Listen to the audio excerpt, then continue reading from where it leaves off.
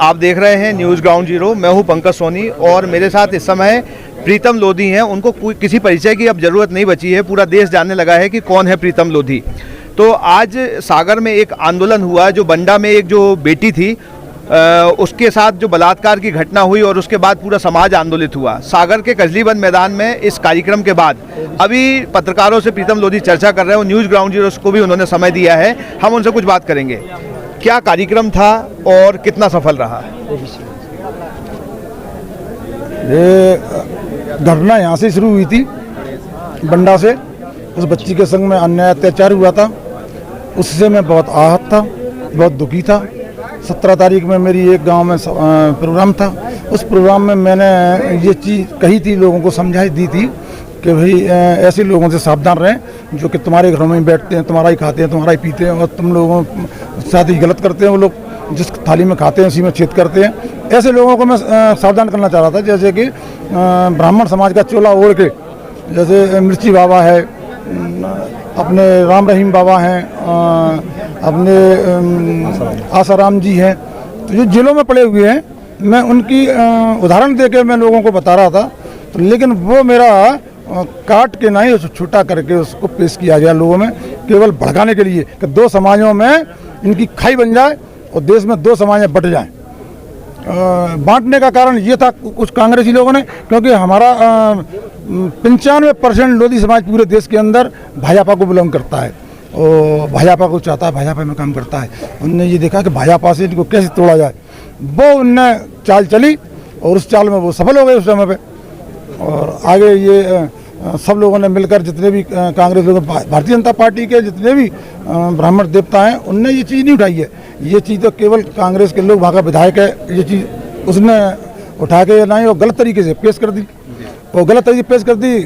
Bharatiya Janata party ने न सोचा न समझा, नोटिस दे दिया। मैं नोटिस का जवाब दिया।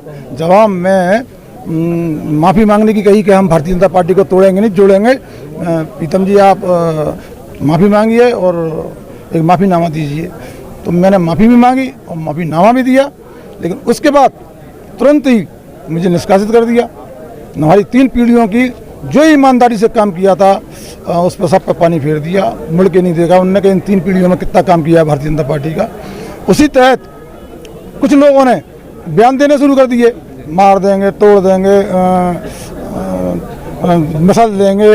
एक ने तो यहाँ तक कह दिया कि अभी एक आगे वो आ रहा है, क्या कहते हैं, श्राद्ध होने वाले हैं अगले महीने में, कि इस महीने में मुझे प्रीतम लोधी का श्राद्ध चाहिए। ये किसने कहा? ये कोई वृंदावन के हैं, कोई महात्मा ही हैं कोई, उनने कहा था। इसी को फेसबुक पे डाला है उन लोगों ने, सबने देखा, सबने पढ़ा। आपको नहीं लगता कि जो बयान आपने दिया था मंच पे और जिसे आप कह रहे हैं तोड़ मरोड़ के पेश किया, तो उससे एक बंटवारा तो हो ही गया है? आप कह रहे हैं कि जोड़ने की भी बात कहते हैं, लेकिन एक आपको नहीं दिख रहा कि ब्राह्मण समाज अलग हो गया, आपने एक बड़ा वर्ग अलग कर दिया है? तो वो जो समाज में समरसता है वो तो कहीं ना कहीं आहत हुई है इस सब बातों से। लेकिन उसकी मैंने माफ़ी भी तो मांगी है ना।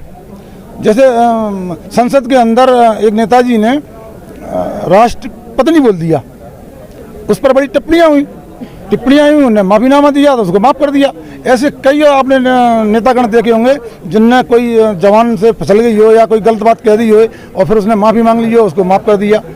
फिर मुझे माफ़ क्यों नहीं किया? मैं ये कहना चाहता था कि भाई मैंने भी गलती मान के चलिए, कोई गलत बात मेरे मुंह से निकल गई तो मैंने माफ़ी मांगी, तो माफ़ करना चाहिए कि नहीं करना चाहिए? पार्टी से भी निकाल दिया, फिर मारने की बात करते हैं, जान से मारने की बात करते हैं। आपको कितना भय है कि आपकी हत्या हो सकती है? आप बार बार कह रहे हैं, आपको लगता है कि इस तरीके से ये आपके ऊपर कोई हमला हो सकता है? जी, आपने प्रश्न निश्चय किया है। एक पत्रकार साहब ने मुझसे कहा था कि प्रीतम लोधी जी, आप बात कर रहे हो, ये मुहिम छेड़ दी आपने गरीबों के उसमें, आपको डर नहीं लगता है? मैंने कहा, उनसे बताया, मैंने कहा सच्चाई की लड़ाई लड़ने में डर नहीं लगना चाहिए। वो कहते नहीं, जो डर गया समझो मर गया। तो अगर गरीबों की और इन लोगों की अगर मैं लड़ाई लड़ूंगा, अगर इसमें वास्तव में मेरी हत्या भी होती है, तो मैं अपने आप को भाग्यशाली समझूंगा कि मेरा शरीर किसी काम आया। और ऐसा नहीं है कि ये देखना, एक प्रीतम लोधी मरेगा तो करोड़ों प्रीतम लोधी खड़े हो जाएंगे। प्रीतम भैया प्रीतम भैया आप संघर्ष करो, हम तुम्हारे साथ हैं। जो अभी आपने एक बात उठाई है, आप ये कह रहे हैं कि जो ब्राह्मण समाज कथा वाचन करता है, अब आप दूसरे समाजों के लिए भी कह रहे हैं कि दूसरे समाज भी कथा वाचन करें, तो इसके पीछे क्या वजह है और आप किस तरीके से चाहते हैं? ये वजह ये है कि कुछ लोग ब्राह्मण समाज का चोला ओढ़कर और एक घिनौनी हरकतें करती हैं और फर्जी तरीके से लोगों को लुभाती हैं। मैं उनकी बात कर रहा हूँ, उनसे सावधान रहें। आप खुद पढ़ें, कथावाचक खुद बने, शादियाँ खुद पढ़ें। कोई भी चीज़ होती है, जैसे घर में बच्चा होता है तो भी हमें ब्राह्मण की समाज की ज़रूरत पड़ती है, और भी 50 चीज़ें होती हैं, कोई पूजा करते हैं तो ज़रूरत पड़ती है।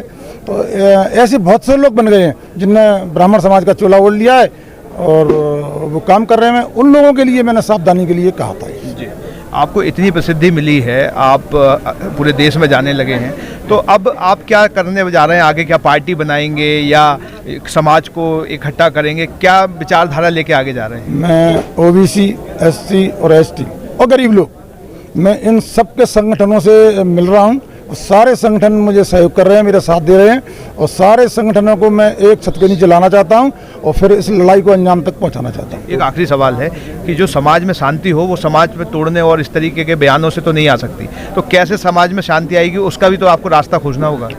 हम जाएंगे, और मैंने बोला भी है कि हम तो बुद्धिजीवी समाज हैं, जो उच्च स्तर की समाजें हैं, हम तो उनको बड़ा भाई मानते हैं, पितातुल्य मानते हैं।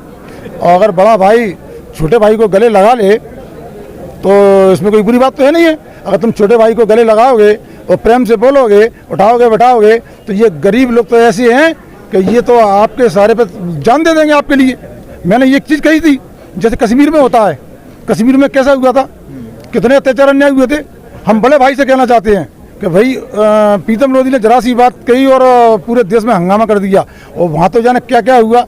उसके बावजूद भी मैं उनसे कहना चाहता हूँ कि छोटे भाइयों को गले लगाओ, और देखो छोटे भाई कश्मीर में जाके पूरा सीना लगा देंगे और लड़ाई लड़ेंगे पूरी आपके साथ मिलकर। एक आखिरी सवाल मेरे मन में आपकी बात से आया है, शिक्षा, चाहे वो बाबा साहब अम्बेडकर हों या देश के बड़े बड़े चिंतक हों, सभी ने एक ही बात कही है कि शिक्षा के रास्ते ही शांति और संपन्नता और विकास सारी बातें आती हैं। तो आपने राजनीति और सारी बातें की, शिक्षा के लिए ये पूरा जो समाज है जैसे शिक्षा चाहिए, उसके लिए क्या कर रहे हैं कि वो शिक्षित हो और इन सब चीज़ों से ऊपर उठ पाए?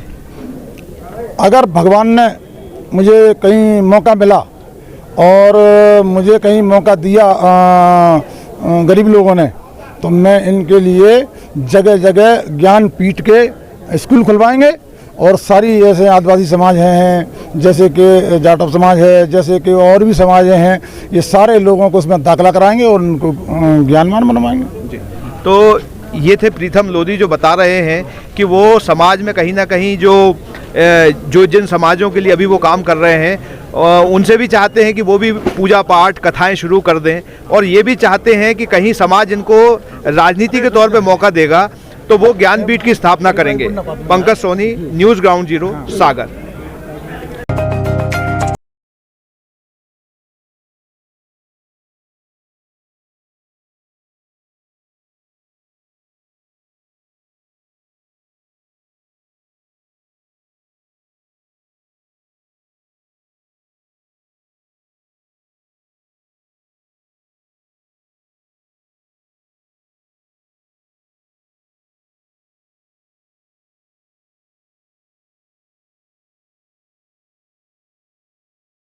महंगी दवाओं के खर्चे से परेशान हैं?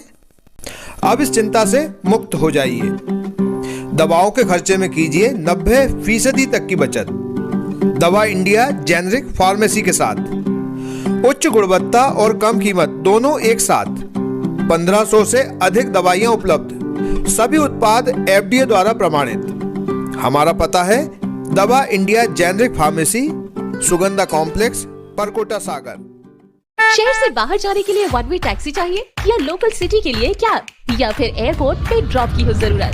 चुनिए अपनी पसंद की कैब और पाइए बेस्ट ऑफर्स के साथ मोस्ट कंफर्टेबल व सेफ राइड सिर्फ और सिर्फ MP कैब पर। आज ही गूगल प्ले स्टोर से MP कैब की एंड्रॉइड ऐप डाउनलोड करें या विजिट करें www.mpcab.in और बुक करें अपनी राइड।